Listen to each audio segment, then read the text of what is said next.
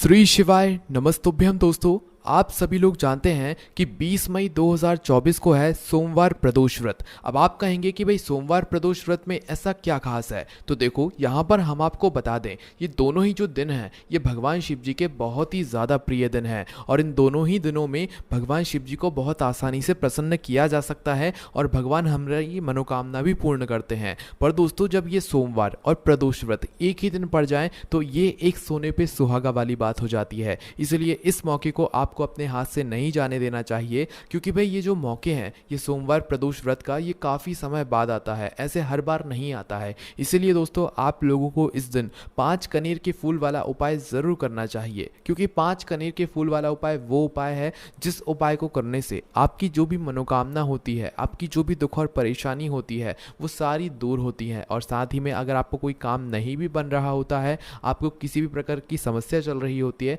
तो आपको उसमें भी यहाँ पर फ़ायदा मिलता है। और दोस्तों जब आप लोग इस सोमवार प्रदोष व्रत को, जो कि 20 मई 2024 के दिन पड़ रहा है, इस दिन आप जो भी उपाय करेंगे इस उपाय का फल आपको बहुत ही जल्दी और बहुत बड़ा होकर मिलेगा, क्योंकि आप इस उपाय को एक बहुत ही बड़े विशेष दिन पर कर रहे हैं जो कि काफ़ी समय बाद आता है। तो दोस्तों इस सोमवार प्रदोष व्रत को आपको 5 कनेर के फूल वाला उपाय कैसे करना है वो हम आपको यहाँ पर समझाते हैं। उससे पहले जब भी हम कोई उपाय करते हैं तो उस उपाय के बारे में हमें ये बातें जानना होती हैं कि आखिर वह 5 कनेर के फूल वाला उपाय हमें करना कैसे है, किसको करना है, किस समय करना है और कहाँ पर करना है। तो देखिए सबसे पहली चीज़, ये 5 कनेर के फूल वाला उपाय किसको करना है हम ये समझ लेते हैं। तो देखिए ये वाला जो उपाय है ये घर में सभी सदस्यों को करने की ज़रूरत बिल्कुल भी नहीं है। घर में से अगर कोई एक बड़ा मुख्य सदस्य भी इस वाले उपाय को करेगा तो उसके पूरे घर परिवार को इस उपाय को करने का फल मिल जाएगा। पर वो एक घर का बड़ा मुख्य सदस्य होगा कौन जो कि इस वाले उपाय को करेगा। तो देखो यहाँ पर हम आपको बता दें कि 5 कनेर के फूल वाला जो उपाय है ये घर की बड़ी माताओं बहनों में से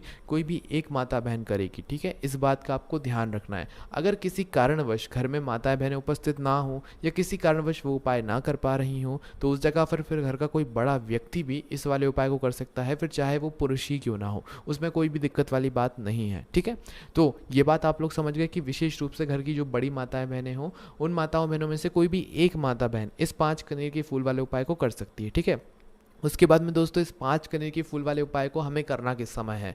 तो देखो सोमवार का दिन और प्रदोष व्रत का दिन हम आपको बता दें कि दोनों ही समय बहुत ही उत्तम है इस उपाय को करने के लिए। चाहे आप सुबह के समय भी इस उपाय को करेंगे तो भी आपको बहुत ही अच्छा फल मिलेगा और शाम के समय प्रदोष काल में करेंगे तो भी आपको इसका बहुत ही बड़ा फल मिलेगा। उसका क्या कारण है, क्योंकि शाम का जो समय होता है, प्रदोष काल का जो समय होता है, उस समय में दोस्तों ये प्रदोष व्रत के दिन का सबसे अच्छा समय होता है जिस समय भगवान शिव जी आपसे प्रसन्न होते हैं। तो आप 5 कनेर के फूल वाले उपाय को सुबह के समय भी कर सकते हो और शाम के समय भी कर सकते हो। सुबह कर रहे हो तो 10, 11, 12 बजे तक उपाय कर लेना, बाकी सुबह सुबह जितना जल्दी हो सके उतना जल्दी उपाय करने की कोशिश करना तो ज़्यादा अच्छा रहेगा। और शाम के समय की बात करें तो शाम को 6 बजे से लेकर रात 8 बजे के बीच में कभी भी आप उपाय करोगे आपको उपाय का फल ज़रूर मिलेगा। ठीक है, तो इस बात को आप लोग समझ गए। अब ये जो 5 कनेर के फूल वाला उपाय है ये होगा कहाँ पर, क्या हमें घर पर करना है या हमें शिव जी के मंदिर में जाकर करना है। तो देखो ये 5 कनेर के फूल वाला उपाय शिव जी के मंदिर में जाकर ही होगा, ये आपके घर पर नहीं होगा। इस बात का आप लोगों को विशेष रूप से ध्यान रखना है। ठीक है, तो आपको अपने घर पर क्या करना है कि भाई बस उपाय की तैयारी को करके शिव जी के मंदिर पहुंच जाना है। ठीक है, ये बात आप लोग समझ गए। उसके बाद में दोस्तों अब आती है मेन बात, ये 5 कनेर के फूल हमें लाना कहाँ से है। तो देखो 5 कनेर के फूल अब आपको हमें बताने की ज़रूरत नहीं है कि ये पेड़ से आपको तोड़कर लाने हैं, ये आपको किसी दुकान पर बिकते हुए ज़्यादातर नहीं मिलेंगे। ठीक है, और जहाँ पर भी ये कनेर का फूल लगा हुआ होता है वहाँ पर आपको अच्छी खासी मात्रा में 5 कनेर के फूल यहाँ पर मिल जाएंगे। ठीक है, बस ध्यान रखना कि अगर आप किसी के घर के अंदर से तोड़ रहे हो तो उससे पूछ लेना। हालांकि अगर उसका पेड़ बाहर लटक रहा है और बाहर फूल नीचे भी कर रहे हैं तो आप बिना पूछे भी तोड़ सकते हो, पर अगर उसके घर के अंदर लगा हुआ और आपका हाथ नहीं पहुंच रहा है तो आप उससे इजाज़त लेकर उससे पूछकर वह कनेर के फूल तोड़ सकते हो ताकि आपको उपाय का अच्छा फल मिल जाए। ठीक है, और बाकी आपको चोरी वगैरह से वैसे फूल नहीं तोड़ना है, वैसे ये फूल आसानी से मिल जाते हैं, आपको इसमें कुछ अलग से करने की बात नहीं है।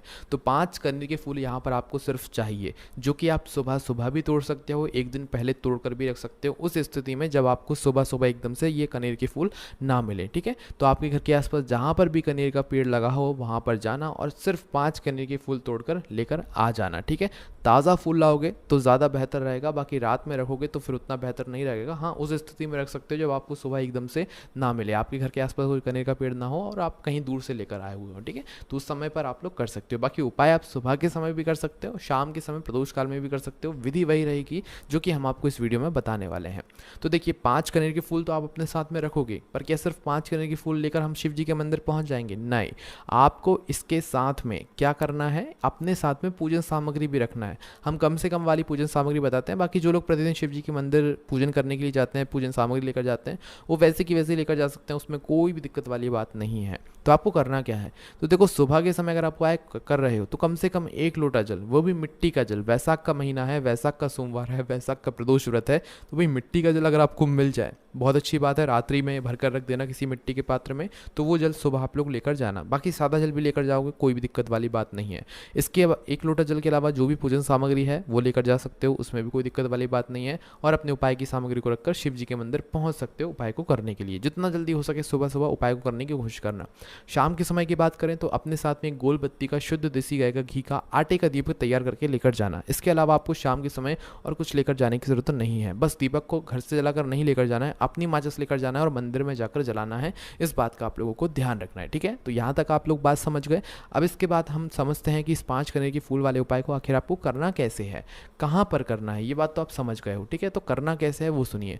तो देखिए 5 कनेर के फूल सबसे पहले आप लोग अपने साथ में रखकर शिव जी के मंदिर पहुंच जाना और जाते से उपाय मत करने लग जाना। पहले भगवान के दर्शन करना, मतलब हाथ जोड़कर उनको निहारना 1-2 सेकंड, 5 सेकंड, 10 सेकंड तक। उसके बाद में शिव जी की शिवलिंग के पास में आना। पहले आपको क्या करना है, पूजन अर्चना करना है, पहले उपाय नहीं करना है। जैसे 1 लोटा जल लेकर गए हुए हो तो 1 लोटा जल चढ़ा दो, पूजन सामग्री जो भी है उनसे पूजन अर्चना कर लो। शाम के समय जा रहे हो तो पहले अपना वह घी का दीपक शिव जी की शिवलिंग के पास में बैठकर आराम से जला देना, ठीक है। और दोस्तों उपाय को करते समय कोई भी आप जल्दबाजी मत करना, आराम से उपाय करना और उस दीपक को रखने के बाद ही अपना उपाय को शुरू करना, ठीक है। तो जैसे ही आपकी पूजन अर्चना हो जाए, आपके सारे काम हो जाएं, उसके बाद में आपको क्या करना है, अपने 5 कनेर के फूल निकालकर अपने सामने रख लेना है। और ये वाला जो उपाय है ये आप अपने सीधे हाथ की हथेली से करोगे, इस बात का भी ध्यान रखना है। ये कुछ उपाय की ऐसी छोटी छोटी बातें हैं जिन पर बहुत सारे लोग ध्यान नहीं देते हैं और फिर उनका उपाय काम नहीं करता है तो वो कहते हैं कि उपाय काम नहीं करा। इसलिए इन छोटी छोटी बातों का आप ध्यान रखो, उसके बाद देखो उपाय कैसे काम नहीं करता। तो भाई आपके 5 कनेर के फूल तैयार हैं, आपके सामने रखे हुए हैं। अब इन 5 कनेर के फूलों को आपको 5 जगहों पर चढ़ाना है।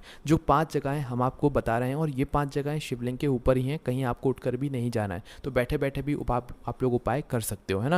तो भाई 5 कनेर के फूलों में से सबसे पहला कनेर का फूल आप लोग उठा लो और पहला कनेर का फूल उठाकर आपको कहाँ पर चढ़ाना है, इसे चढ़ाना है आपको सबसे पहले भगवान गणेश जी वाले स्थान पर। अब शिवलिंग के ऊपर ही जो गणेश जी का स्थान होता है वहाँ पर चढ़ाना है, गणेश जी की मूर्ति पर नहीं चढ़ाना है ना। तो शिवलिंग के ऊपर जो गणेश जी का स्थान होता है वहाँ पर सबसे पहला कनेर का फूल चढ़ाना है। कुछ इस प्रकार से सबसे पहले तो आप स्थान पता कर लो कि जो जलाधारी होती है, जलाधारी के राइट हैंड साइड, मतलब सीधे हाथ की तरफ जो जलाधारी होती है, सीधे हाथ की तरफ की, भाई उधर होता है गणेश जी का स्थान, है ना। तो आपको उस गणेश जी वाले स्थान पर अपना पीला कनेर का फूल लेना है और खिला हुआ भाग शिवलिंग की तरफ करके समर्पित कर देना है गणेश जी वाले स्थान पर, ठीक है। और डंडी का भाग अपने आप जलाधारी की तरफ हो जाएगा, है ना। तो भाई पहला फूल गणेश जी वाले स्थान पर समर्पित करने के बाद अपना दूसरा फूल निकाल लेना और दूसरा फूल निकालकर आपको समर्पित करना है भगवान कार्तिकेय जी वाले स्थान पर। अब ये जो स्थान है ये भी आप बहुत आसानी से जान जाओगे।